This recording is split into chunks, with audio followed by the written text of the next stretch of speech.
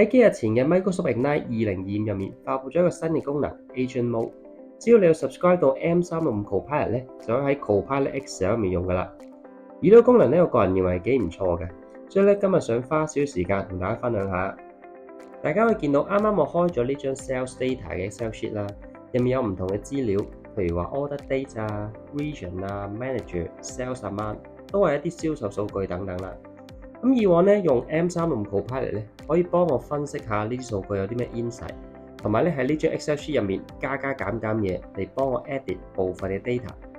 但係嚟緊呢一個 Agent Mode 嘅新功能咧，係可以叫 Copilot 幫我分析完啲 data 之後咧，同我做一啲更加進階嘅嘢，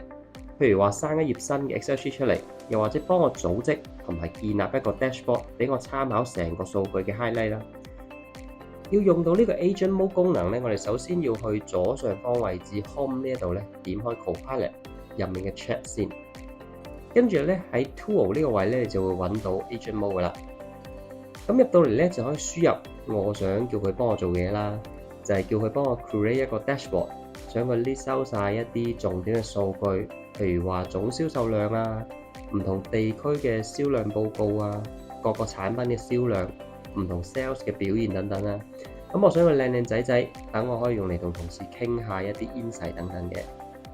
咁入好晒呢個 prompt 之後，再 send 俾佢咧，佢就會開始分析同埋做嘢噶啦。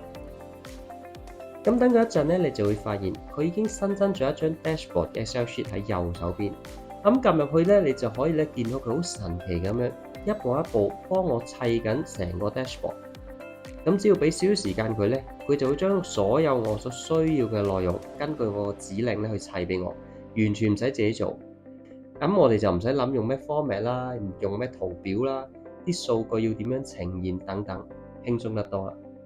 但係要注意下咧，呢個功能目前只可以喺 Excel 嘅 Web 版本用，即係你要入 Office 嗰度咧揾翻 Excel 開翻嚟用。咁 Desktop 嘅 Excel 咧仲未用到嘅。Agent Mode 咧除咗可以喺 Excel 用之外咧，其實仲可以喺 Word 嗰度用嘅。咁下次有時間同大家分享下點用啦。